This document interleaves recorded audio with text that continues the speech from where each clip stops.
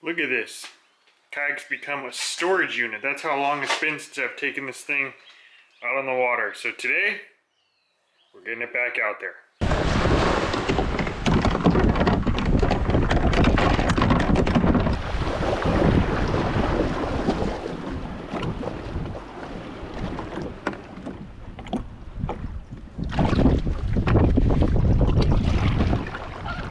Well, it's been a while since I've been out in the ocean for a combination of a few things. One, the weather hasn't been very good, so there hasn't been very many fishable days.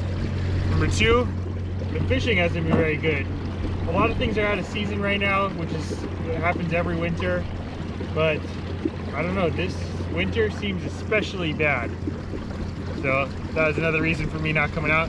And also, it's been even longer since I took this specific kayak out. For one, I had some motor issues, got that fixed. And number two, I also have just more kayaks now to choose from. So I've been using my other old town, the EPDL. For one, that one goes a little bit faster, so sometimes that can be beneficial. But this one is more stable. And so today we're going to be coming out and doing some crabbing. I got crab cages behind me, like that. And when you're crabbing, there's always a lot of gear involved, so storage space is definitely something you have to think about. And then also, just with more gear means more weight, means stability also becomes another thing you have to think about. And so that's why I brought this kayak out today. Also, just feel like it hasn't seen salt water in a little while, so kind of feel bad for it. Getting it back out here, making sure I still show it some love. We're here in the afternoon. It's probably, I think it's about 3:30, 4 o'clock. The plan is to go out, drop these crab cages, leave them out there overnight, and then come back tomorrow, and hopefully there'll be some Dungeness crab in my cages that I can bring home for dinner. But one problem with coming in the afternoon is a lot of times, not always, but most of the time, the wind picks up in the afternoon. And that's exactly what's happening right now. And currently, you probably can't tell in audio, that's because the wind's at my back. So it's pushing us out a little bit faster than we normally would go, which is totally fine. But the problem is coming back the other way, we're gonna be going straight into the wind. And inside the harbor here, not really that big of a deal. You know, it's not super rough in here, obviously.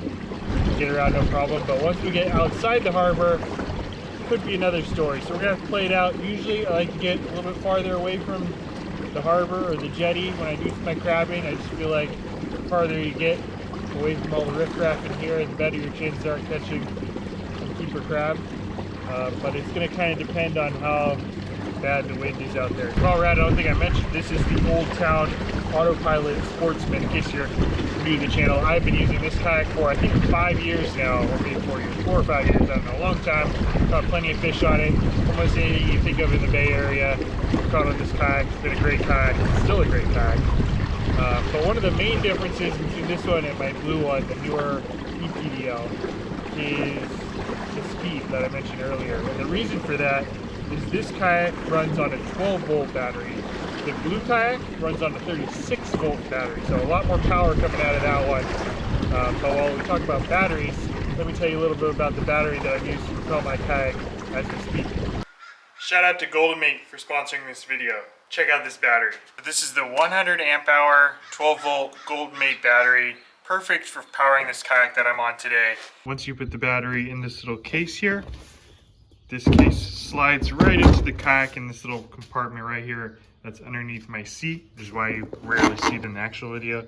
And this plugs in right here. And even though it's in this little case right here, you know, when you're kayak fishing, especially out in the saltwater like I normally am, everything gets wet. Somehow water gets like underneath here and then up in the little case and then it sits in water. But not to worry, this battery is IP67 rated, which means it's waterproof and dustproof. Perfect for your next kayak fishing adventure. And with this Bluetooth app, you can see just how much power you have left. You can see all kinds of stuff like how much voltage it's putting out, how much time is left. You know, you can even see if it's charging or not when you're putting it on the charger. And on the bottom here, it also has your temperatures of each chamber of the battery. Make sure your battery's not overheating. So a super convenient feature that this battery specifically offers. You know, it's super affordable. great price, and it's going to power your kayak for a long time. This battery is rated for over 4,000 cycles, and honestly, if you use it more than 4,000 days out on the water, that's, you know, every day for the next 10 years plus some more. Yeah, I think you've got pretty much as you can get out of a single battery. And Goldenmate has a wide variety of different batteries, different shapes, sizes, powers, voltages, all kinds of different stuff. So if you want to check out this battery or anything else in their lineup, go ahead and check the link down in the description. I'll also have a promo code down there to get you a little discount on your order. Thank you to Goldenmate for sponsoring this video. So we just got out of the harbor, as you can see. Definitely a little bit, you know, there's a little bit of swell for sure, but that won't be a problem for us today. It's just the wind is the main concern. But right now it's actually not terrible. Obviously not great, but it's not white capping for the most part. You know, every once in a while there's a white cap, which is where the wave's kind of cresting. That's kind of like the sign when, okay, it's time to leave. You know, you don't want to stick around when those waves are rolling. But yeah, for now it won't be fun. There'll be a little bit of wind in our face on the way back. Might get a little wet, but yeah, not terrible. So we'll keep pushing on. I'm gonna try to get to my normal crabbing grounds, which are farther away from the harbor here, and see if I can get there before this wind gets bad. I'm thinking, you know, you never really want to hope that the weather's going to get better, but the general trajectory of the weather, or at least the wind, is in the morning calm, afternoon it picks up, and then I would say probably around like 4 or 5-ish it kind of tapers off and even might get a little bit calmer after that. So we'll just hope that that stays true. If not, we'll just have to hurry back in. And another reason why I'm coming out crabbing today is there's like this, the crabbing season always seems to follow the same pattern. At the very beginning, it's like the height of crabbing. If you can get out opening day or, you know, close to it, that's probably the best crabbing that you're gonna find as far as recreational fishing goes. Then, at least in the areas where I can get you on a kayak, those areas get fished fairly hard, especially in the first couple weeks of the season. So after that, you know, the fishing or the crabbing tends to drop off a little bit, and then eventually commercial season opens, and I would say it drops off even more after that. But then after a little while, you know, we're in March now. This might be coming out in April, but anyways, it's March as I'm filming this. So the crabbing season, even commercially, has been open for a long time. I would say most commercial crab fishermen are probably done crabbing by now. There's just not enough crab for it to be worth it to take all of their traps out there, burn all this fuel, and spend all this time to catch, you know, a few crab. So once they kind of give up, and then the crabbing tends to start to pick up a little bit more.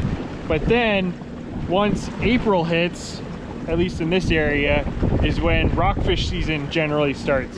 And once that starts, if people are coming out to do some rock fishing, a lot of times they'll bring a crab trap or two, drop them on their way out, and then pick them up on their way back in. So then the fishing, or I keep saying fishing, but, you know, crabbing pressure picks up a little bit more. So that's why I'm here today. It's not quite rockfish season yet, so unfortunately we can't do any fishing, but hopefully we hit this little sweet spot where the fishing, or the crabbing, I keep saying it, I'm just gonna stop correcting myself.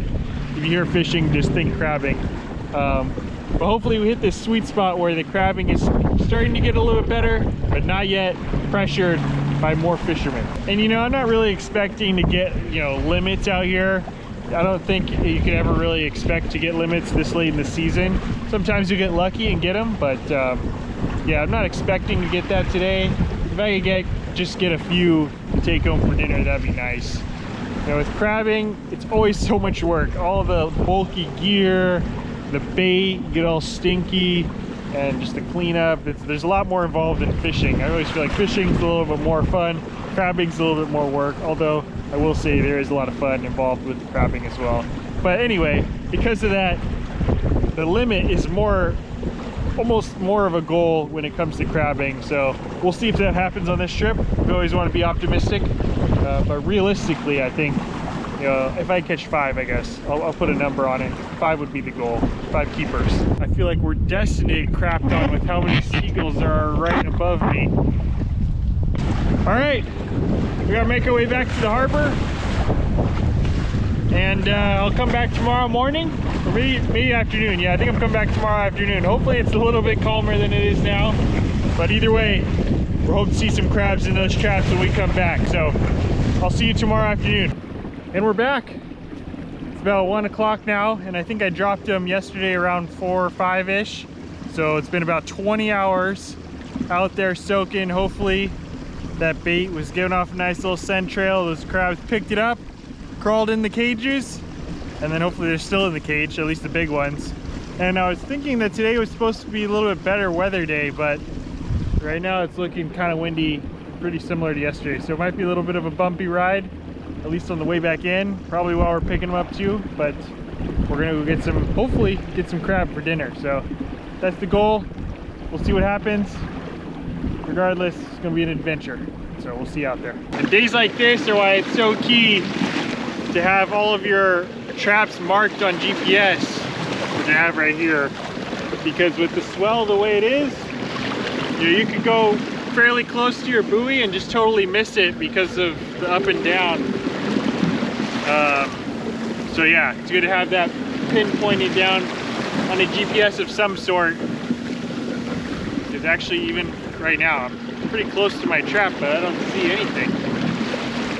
Slow down a little bit. It should be right up here somewhere. Is that it? I think I see at least one of them. Actually, maybe not. Well, hopefully my traps didn't move. Should be right up here somewhere. Well, slightly concerning. I think I dropped one right here. And I don't see anything. Yeah, I'm pretty sure I dropped one right around here somewhere. And I don't see my buoy anywhere. Well, let's keep going and see if I can find the other two. Maybe I'll come across it along the way. I don't know. I mean, there's not too much current. There's a little bit of swell, but I don't think it's enough to move my traps, or at least I didn't think it would be. Let's go up here. I think I see one of mine at least up here. All right, I don't know what happened there, but I found one of them. So we're gonna pull that one now and then go from there. All right, first one.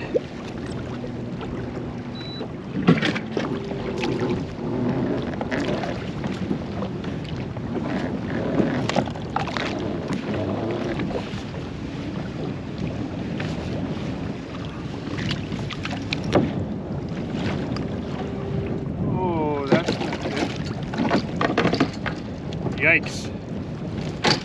So look at that. The rope went around the door, underneath, and all messed up. That could be potentially why this one didn't come up very well, but there is still a crab in there. Well, a couple of crabs, but one Dungeness. So let's see if this is a keeper. So here's the first one. That's a rock crab right there. We could potentially keep this, but it's a little soft. I generally, you know, if you have a choice between rock crab and Dungeness, most people would prefer the Dungeness, which me included in that. So we'll let this one go. There's a Dungeness right there. I think this is a keeper, a small keeper, but I think it's a keeper nonetheless. So this is a crab gauge right here. If you're gonna do any crabbing in California, you have to have one of these in your possession. The difference between a keeper crab and an undersized crab can sometimes be the width of a fingernail. So just a regular ruler won't do the trick. It just won't give you as precise of a measurement. Let's see if we get these claws out of the way. Don't want to get pinched. These guys, they can look fairly weak, but when they get a hold of you, man, that'll do some damage. And unfortunately, this one is too small. Thought it was going to be there, but guess not. A little bit smaller than 5 3/4, which is the minimum requirement for crabs in California. So this one, lucky for him, gets to go. But that's a male. You can see it's got the pointed apron underneath there. The females will be a little bit wider, which is what they use to carry the eggs. But yeah, that's what we're looking for. Right species, just wrong size. So we'll toss this one in. one more rock crab there. Toss this one back as well. All right, well, the rope was a little tangled on this one. Actually, if I remember correctly, I think this is the one that I just dropped on the run. So maybe that had something to do with it, I don't know, but anyway, not a great start, but we still have hopefully 2 more. We should have, if we can find them both, there's 2 more traps out here somewhere. I think I see one. Yes, that is one. It's gotta be one. So every buoy that I have has a number on it, and everyone who drops crab traps has to put their Go ID on their buoys to differentiate them from the other traps. So that's how I verify that it's mine, because there are a few other traps out here. But yeah, I'm pretty sure that definitely looks like mine right there. And I think that's the one that I originally kind of lost, or at least I thought I had lost, but now I think I found it. And now I gotta just find the last one after this. Well, hopefully there's some crab in this one. The first one was a little bit of a bust, I have to say, so cross my fingers on this one.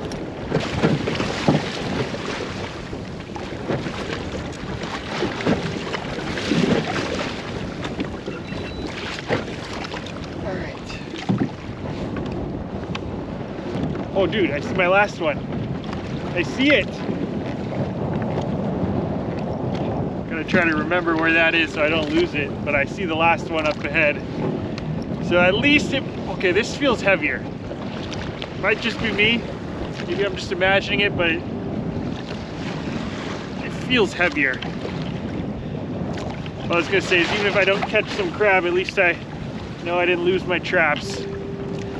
But this feels heavier. I feel like there's something in here. Oh, there we go. That's more like it. Look at that. At least 2 keepers. Maybe a third, maybe even a fourth. Yeah, look at those 2. Those 2 right there are nice. I was getting a little worried there, but rest assured, this one came through for us. I'm trying to keep an eye on my other trap. See it up ahead here, because with the wind, it's gonna blow me around and I might not be able to see it once I'm done here. But anyway, we gotta measure these crab. Look at this one. Yeah, beauty. Look at that one right there, beauty. Really, really hard shell. It's got all the legs, except for the little tip of that one, but that's fine. There's no meat in there anyways. But yeah, beauty of a crab. You know, there's no real need to measure this one, but let's do it anyways. Boom. Almost just under 7 inches. Beauty of a crab. Keeper all the way up and down the west coast. Maybe not Alaska. If anyone out there lives in Alaska, let me know what the keeper size for Dungeness is in Alaska. But yeah, all California, Oregon, Washington, I think even Canada, British Columbia, keeper. But anyways, beauty. That's just one. Yeah, after seeing this, I think something went wrong with the first trap. It must have not landed straight or something, because I feel like there probably would have been better results. And that's another one right there. Not quite as big, but still all the legs, nice healthy male, hard shell. And what I was saying when I talk about the shell is some of the crabs, you know, in order for a crab to grow, it has to molt its shell and grow a new one. The shell itself doesn't grow. But when you're catching crab, you like to catch the ones with a really hard shell, because that means that the meat inside will be more full. When it recently molts and the shell's a little softer, there's not as much meat on the inside, not as much muscle in there. And I think that's probably because most of the energy is going towards creating the actual shell rather than the muscle underneath it, which is what you're eating. So, ooh, that was close. So anyway, double check here. Yeah, 6 1/4. Another beauty. 2 keepers. I think this one's gonna be too small, but we'll measure it anyways. Yeah, definitely too small. That's similar to the first one we caught. Another one, very similar to the first one in terms of size and stature. Man, got all the legs. That's a commercial good crab. I think that's gonna be, yeah, that one's over. Oh, come back. Yeah, that one's actually even bigger than the first one. Over 7. So, beauty of a crab. not sure if the Alaskan size limit is 7 inches, but if it is, that would even be a keeper if it crawled all the way up north to Alaska. But yeah, again, really hard shell. Wow, really nice. Commercial grade, so commercial fishermen caught this. It would be going out to sale at some grocery store or some restaurant or something. Probably good money. I think in the store they're over $10 a pound, maybe even $15 a pound, I don't know. And that's probably, I'd say it's at least 2 pounds, maybe even 3 pounds, I don't know. So that could be a $50 crab right there. My mouth's already watering just thinking about it, but anyway. We'll put them in there. My other trap's right here. I've been keeping an eye on it so I don't lose it. So we'll put this one away and go get our last trap. Maybe we'll get even more. My morale has been seriously boosted. I think I said at the beginning, 5 keepers is the goal. So we're well on our way to that now. 3 in that pot. If the next one has 2 more, we'll get our goal. If it has even more, we'll take it. 3rd and final trap. Always want to verify it's got your number on it, like I was saying. It looks good. There it is. Oh, see again. Oh, there's some keepers in there though. All right, well, again, this one kind of got tangled up. So it didn't come up flat, but I think it was doing its magic down there because there's 3 really nice keepers. I think they're all keepers in there. All right, we might have accomplished the goal here. Let's see. Sometimes eyes can get a little bit big when you see the crab, but yeah, it's almost 6.5 there. 1 keeper. Second one. This one is the one that might not make it. It's short. We're gonna have to get a very accurate measurement on this one. Man, these guys are strong. Ooh, it's so close. But not quite. This is what I was talking about, why you need the crab gauge, because honestly, it's touching. It's the crab. Oh man. Honestly, it's touching. That's probably a keeper, but look at how like the notch goes over, but it's touching the side of the crab. Honestly, it's probably a keeper, but I'm gonna let it go. It's just too close. I mean, the fine to keep an undersized Dungeness is, I don't even know what it is, but it's definitely not worth it. So, especially with already having 4 keepers plus 1 more that looks pretty good in the ice chest, this one's gonna go back. One of you out there will probably catch this one either later this season or once it molts, maybe next season, I don't know. But anyways, one of you out there will catch this one and enjoy it. I'm gonna let it go. So close, but that's okay. And last but not least, that's number 5 right there in terms of keepers. It's definitely over, yeah, 6.5, over 6.5. Again, really hard shell. That's a commercial grade crab right there.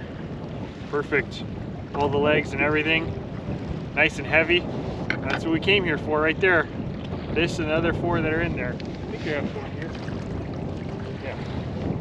I had to double check, make sure I didn't lose count. But yeah, 5 nice keepers, including that one right there. Oh, makes the work all worth it, especially when we start off with that first trap that didn't have anything in it. I was getting a little concerned, but paid off in the end. We got ourselves a nice crab dinner for dinner tonight. I'll be enjoying these guys for sure. Thank you all for watching. It's been a fun one. Crabbing's always a little bit more work than the fishing, but that's okay. It's worth it, especially when you catch them. And if you're interested in getting any of this crabbing gear, I'll have it all linked down in the description. So anyway, thank you all for watching. We'll see you on the next one.